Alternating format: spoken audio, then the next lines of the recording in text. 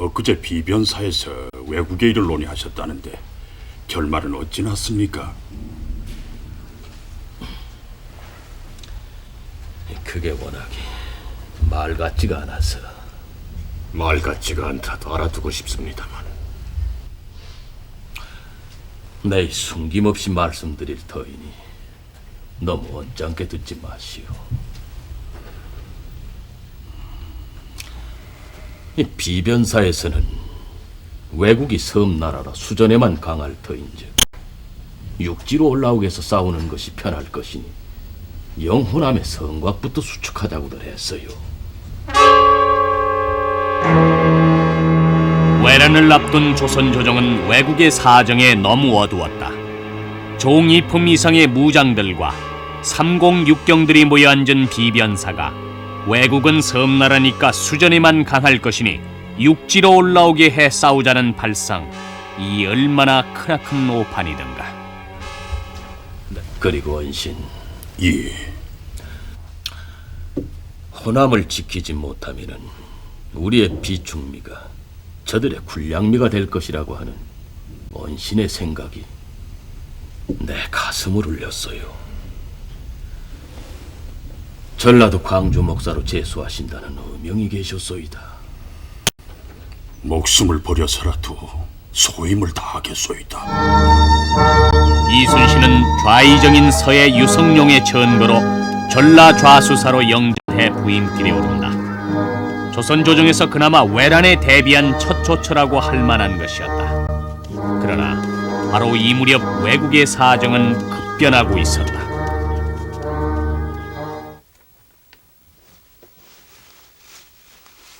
전하, 무슨 일이야? 무슨 불길한 일이라도 있느냐? 아래옵기 황봉하오나 요도성에 계시는 작은 대감께서 학송이라니? 학송의 신분에 무슨 위험이라도 있다는 말이느냐? 벌써 며칠째 식은땀을 흘리면서 침식을 결하고 계시다 하옵니다. 이런 답답한 것들이 있나? 대체 의원들은 무엇을 하고 있었다는 게야? 의원들은 잠시도 작은 대감의 곁을 떠나지 않고 있으나 지금으로서는 속수무책이라 하옵는데, 못된 놈들! 학수는 쉬운 3살에 얻은 내 유일한 자식임을 알고 있으렸다. 내가 학성을 얼마나 소중히 하고 있음을 알고 있을 터야 아니더냐. 만약 학성이 잘못된다면 나는 너희들의 상투를 잘라낼 것이야. 너희들은 이 점을 알고 있으렸다.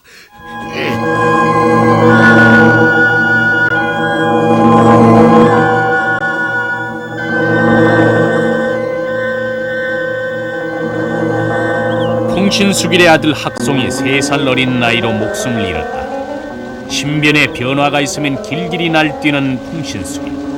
그 고약한 성미 때문에 모든 행정관과 대명들은 또 전전긍긍해야 했다. 아들 학송을 잃은 풍신수길이 이번에는 무슨 변덕을 부릴지. 전하께서는 어찌하고 계신답니까? 동북사에 계신답니다. 이가 어디 답답해서 견딜 길이 있나? 한간에 나도는 소문은 심상치가 않아요. 소문이라니? 무슨 소문? 그동안 수많은 싸움터에서 사람을 너무 많이 죽였으니 천벌을 받았다는 거죠. 가등님은 말을 삼가시오. 천벌이라니? 이것 보시오. 그따위 막말을 입에 담은 사람들 넷이나 목을 쳤다니까. 뿐만이 아니라 분수를 모르고 대륙까지 쳐들어간 데 대한 경고라고도 수군거리고 있습니다. 천하가 통일된 지 얼마나 되었다고 그따위 망언이 나온답니까? 외국의 민심도 흉흉하게 엇갈리기 시작하고 있었다. 이때까지 아들 학송의 죽음으로 인한 충격에서 벗어나지 못하고 온 천지를 돌아다니고 있던 풍신수길이 대판성으로 돌아온 것은 8월 18일이었다. 내 아들 학송이 왜 죽었는지 아느냐?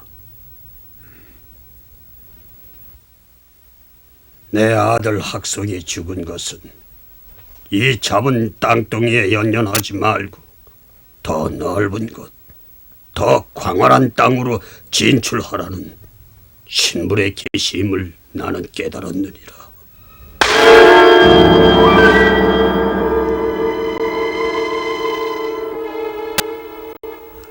보다 확실히 해야 한다.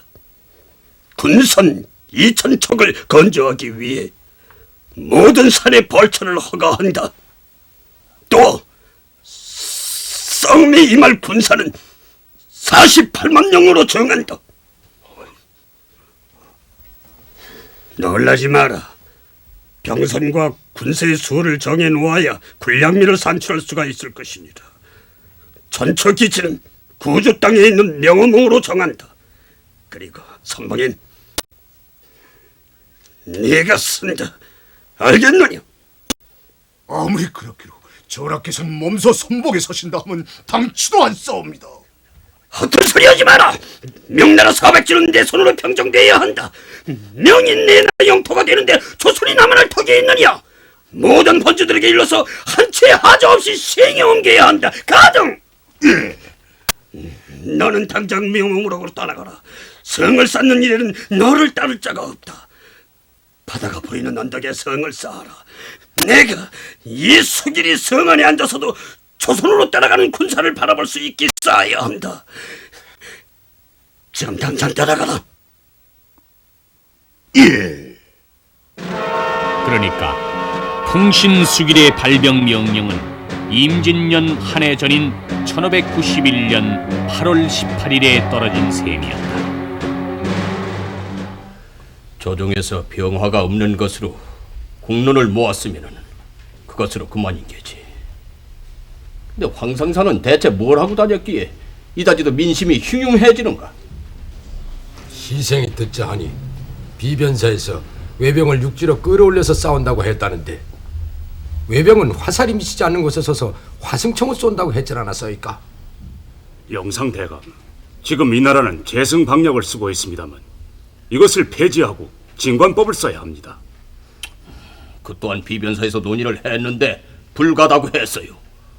200년 동안 써온 법을 하루아침에 바꿀 수가 있는 겐가?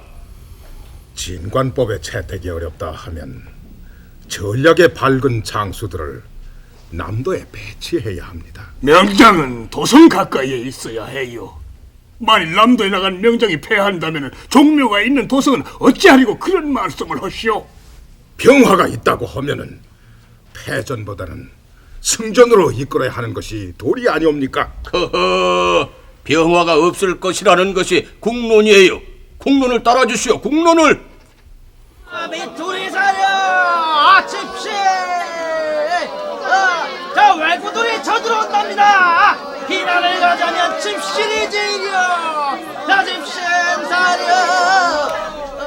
아래옵기 송구하오나 경상우병사 조대군은 나이가 많아 기력이 쇠진해 싸웁니다.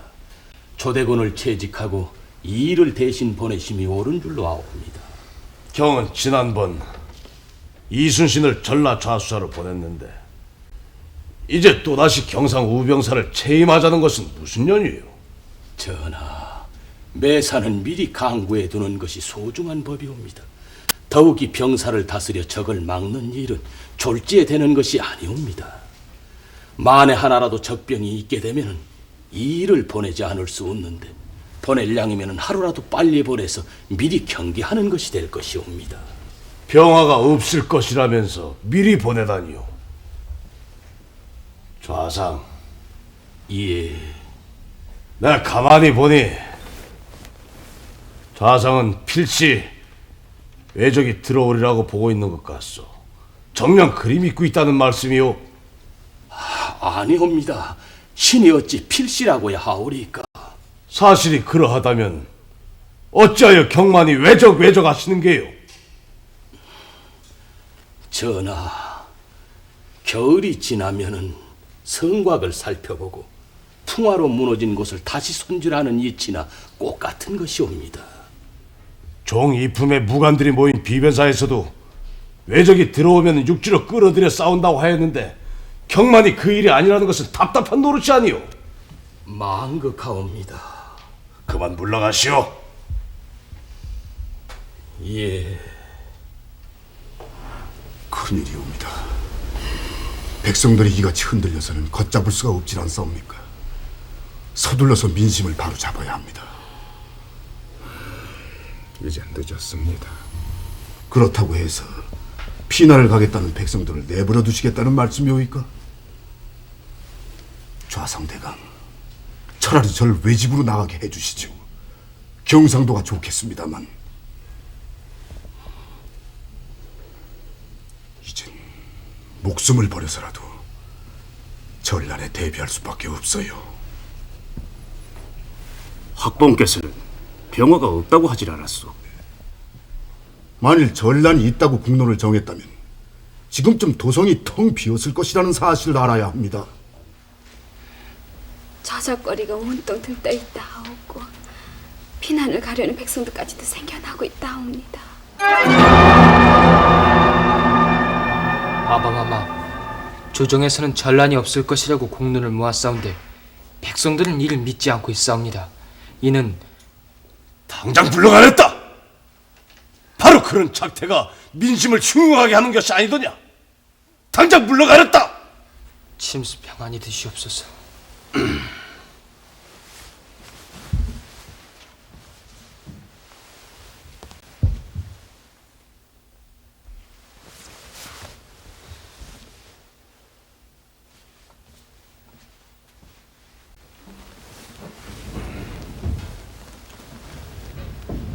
전하, 광해군을 총명하옵니다. 아직 나이 어린데 행여 상처를 입을까 걱정이 되옵니다. 중전께서 그런 말씀을 하시니까 대소 신료들이 광해군을 세자를 옹립하고 있지 않습니까? 광해군의 인품이나 총명함은 나무라고 시옵사옵니다. 원하옵건대 유념하여 주시옵소서. 이것 보시오. 광해군을 세자로 책봉하려 했던 정철이 귀양제 있음을 명심하시오. 전하, 전하.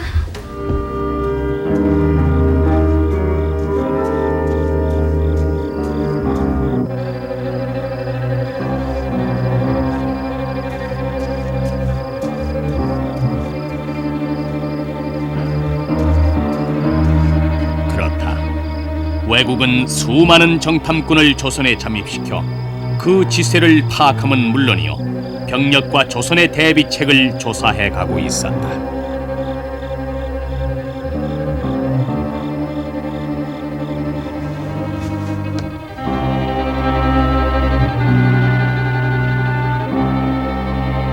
도정 종실 이자도 풍신수길의 명을 받고 조선을 정탐하고 돌아온 것이었다. 도정은 7월 2일에 돌아와 대마도 도주 종이지부터 호통쳤다. 어찌하여 그대들은 처음부터 끝까지 광백 전하를 속이려 들었는가? 속이다니요? 나는 지금 조선에서 오는 길이다. 조선 임금은 병들어 누워있질 않았고 또 조선은 우리의 길 안내를 하는 것이 아니라 은밀하게 제 나라의 경비를 서둘고 있었어. 그럴 리가? 내가 조선에서 보고 온 바를 관백 전하에게 숨김없이 복명한다면 그대들이 살아남을 수 있다고 보는가? 말을 하시오. 무슨 연유로 광백 전하를 속였는지 이실직고 하지 않는다면 그대들도 마땅히 배를 쪼고 죽어야 할 것이오. 말씀드리지요. 그 첫째는 조선과 명나라를 치는 것과 같은 큰 전쟁이 일어나서는 안 되는 것이며 또 우리나라로서는 절대로 일어나서는 안 되겠기에 섭자님과 소선님만 믿고. 이런 염치 없는 것들이 있나? 우선 제 말씀을 들어보시고. 더 들을 것이 없지는 않는가? 이미 전하의 권력은 떨어져 있는데 나는 전하께 조선을 본대로 말씀해 줄 것이오. 도장님, 들으셔야 합니다. 듣기 싫소! 어리석게도 그대들이 야통계가 더 큰 환란을 불러오지 않았는가? 전하께서는 조선에서의 저항은 없을 것으로 알고 있는데 부산에서부터의 저항에 부딪힌다면 그 희생이 얼마나 크겠는가? 그래도 당신이나 당신의 장인 소선님이 살아남으리라고 보는가? 그러니 우리 도주께서 선처를 바라는 것이 아니오. 방법은 하나밖에 없어. 말씀해 주시오. 그것은 바로 당신과 당신 장인 소선님이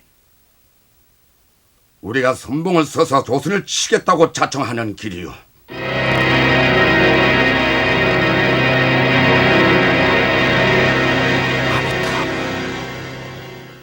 그래야만이 비로소 당신은 전하를 속인 죄를 죽음으로써 씻어낼 수 있는 것이요.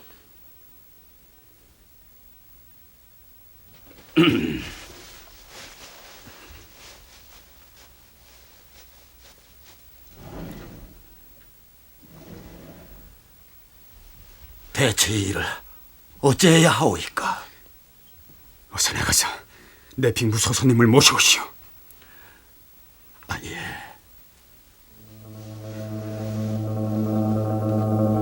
사태는 급변하기 시작했다.